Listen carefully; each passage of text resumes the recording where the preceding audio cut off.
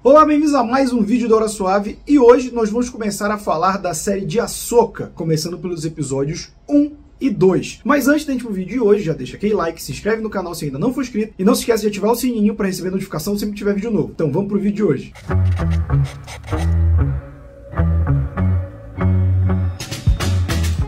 Quem acompanha aqui essas sagas de Star Wars já sabe como eu começo para não ir me perdendo muito, que é muita referência. Então eu vou começar falando de um episódio, depois do outro, começando falando de raça, planeta. Então vamos falar do primeiro episódio, que é o episódio Mestre e Aprendiz, que se refere a dois personagens. Estamos falando do Baylan Skoll e da Shin Hati, que são esses dois personagens meio Sith, meio mercenário, né? Ainda não ficou muito bem claro o que eles são e a gente já vai chegar lá. Mas vamos falar dos planetas que aparecem nesse primeiro episódio. A gente tem a Ahsoka visitando Arcana, que é um planeta que faz a sua primeira aparição aqui, e ele parece ser um lar das antigas Irmãs da Noite de Dathomir, que a gente já vai falar também daqui a pouquinho. E a gente também tem Lothal, que era o planeta base em Rebels e que volta a ser usado com vários personagens também da série Rebels. Passando para as naves, a série já começa mostrando um cruzador de batalha da Aliança Rebelde que é muito similar aos transportes usados pelos rebeldes para fugir de Hoth lá no Império Contra-Ataca. Esse cruzador de batalha diz que está levando a Morgan Elsbeth para Home One, que é uma outra nave maior e que já apareceu em Star Wars. Ela é a nave do Almirante Ackbar, que você conhece por causa disso aqui.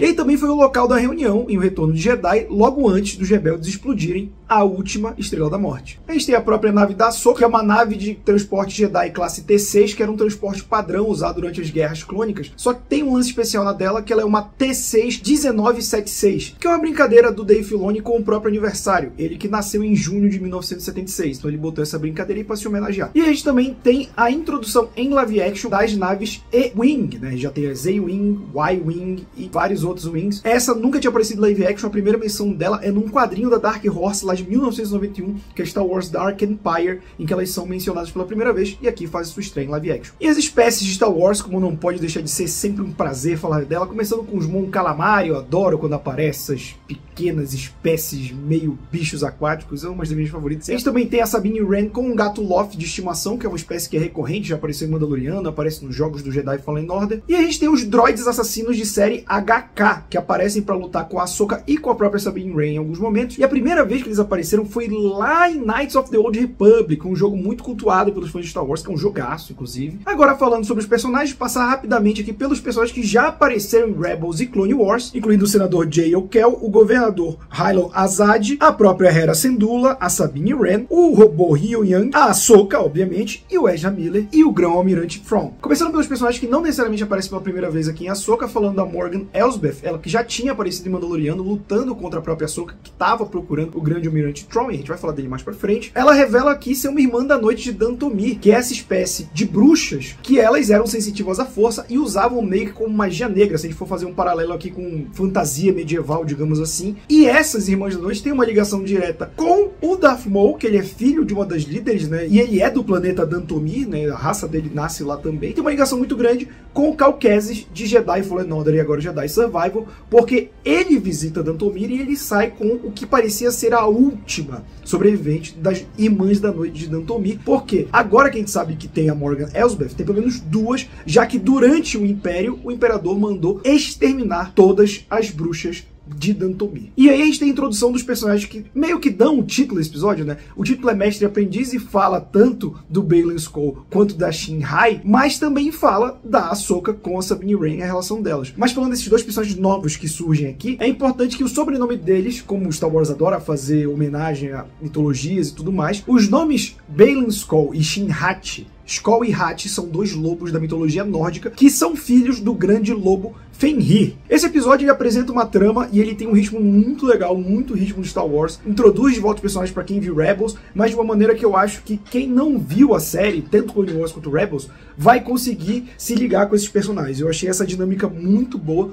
e termina com um baita de um gancho pro próximo episódio. E eu acho legal o que eu falei, a gente não sabe o que são esses Sith que estão aí, porque o Baylan, pelo que a gente entendeu, ele já foi um Jedi. Mas a Hatch, ela é uma aprendiz não no estilo Sith. Ela tem a trança de Padawan, eles têm uma relação mais direta de respeito, em que no Sith era muito de desconfiança e traição, mas ao mesmo tempo eles fazem ela ser meio que um Sith. Tem até essa cena aqui que você pode ver, que é uma clara homenagem ao Darth Maul em episódio 1. Quando a gente passa pro segundo episódio, que o nome é Labuta e Atenção, pode parecer um nome meio estranho, e aí pesquisando eu vi que ele é uma referência a Macbeth de Shakespeare, mais precisamente o ato 4 da peça, que começa quando Macbeth vai atrás de 3 bruxas que vão trazer uma profecia para ele, dizendo que pelo fato dele ir atrás da coroa, dele querer se tornar rei, ele vai atrair mais atenção e problema do que se ele não tivesse feito isso. Isso pode ser um espelho do que acontece nesse episódio, porque você também tem 3 figuras, que no caso é o Baylan, é a Hatch e a própria Morgan, se juntando para ir atrás do Thrawn como algo que vai acabar gerando mais confusão do que eles previram. E quando eles se reúnem naquele planeta, que depois a gente vai ver que é Citos, lembra muito Stonehenge, e isso casa muito com Macbeth, que é uma peça da época da Bretanha ainda, e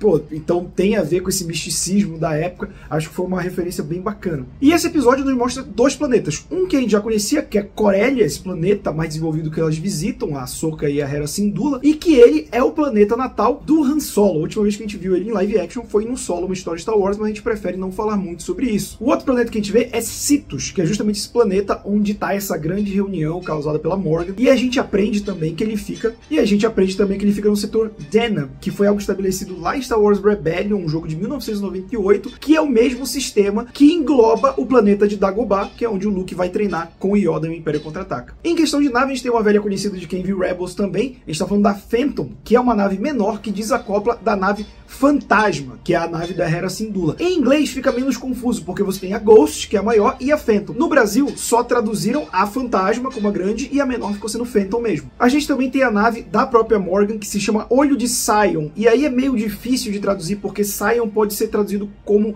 Sião, Zion, é uma questão bíblica que é da origem da humanidade, o Monte Sião, onde era o reino de Davi e tudo mais, e uma das traduções que Zion do hebreu pode ser feita é como herdeiro. Isso seria uma grande referência ao Thrawn, já que ele surge nos livros de Star Wars herdeiro do Império, que é a trilogia escrita pelo Timothy Zahn, e que durante muitos anos, muito antes da trilogia prequel, os fãs queriam que o George Lucas fizesse um filme dessa trilogia de livros, que seria a continuação direta da trilogia clássica. E esse episódio, ele traz algumas coisinhas que eu gosto como Star Wars está fazendo essa ligação da queda do Império até a Primeira Ordem, mostrando que a Aliança Rebelde foi arrogante, foi relapsa, deixou muitos imperiais trabalharem, ela desmonta 90% da frota estelar do Império, ela fica com menos armas para lutar, então ela se confia muito em um grande feito e acaba permitindo que a Primeira Ordem chegue ao poder. E aqui vai fazendo essas construções, né? E eu acho legal de ver que enquanto isso os imperiais queriam voltar ao que era. Então muita gente falava, né, do Despertar da Força,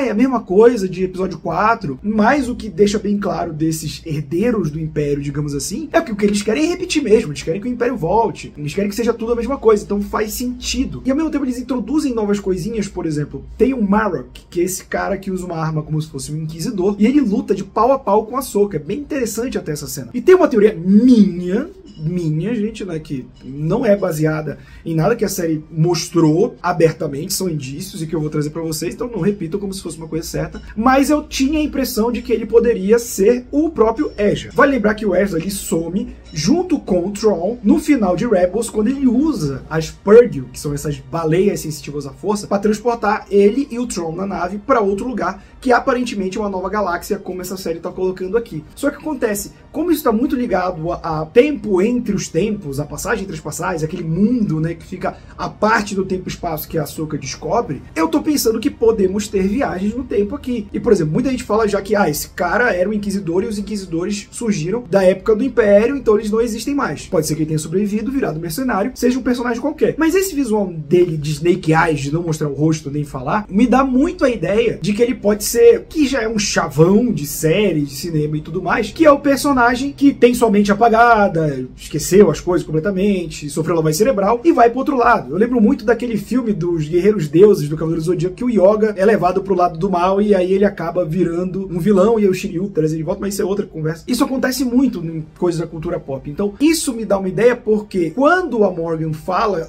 ela diz que o Thrawn chama ela através do tempo e do espaço. Então pode ser que nesse transporte para outra galáxia, ele e o Ezra tenham parado em pontos completamente diferentes no tempo, entendeu? Nem tenham se encontrado depois. E eu acho que isso pode ser uma virada interessante, porque por mais que a Ahsoka esteja atrás do Thrawn, ela quer ir atrás do Ezra também. Eu acho que a série começou com um tom muito parecido com o do filme, assim, as transições, o andamento, que pra mim funciona muito. Eu vi muita gente comparar com o próprio Rebels. Eu acho que tem mais essa pegada de filme mesmo. E eu gostei bastante desses 2 primeiros episódios. Tô ansioso pela próxima quarta-feira. E você fica ligado, esse episódio saiu um pouquinho antes, porque o episódio estreou na terça. Os próximos devem sair na quinta ou na sexta. Fica ligado, deixa o like. Toda semana estamos aqui falando de Ahsoka. Valeu!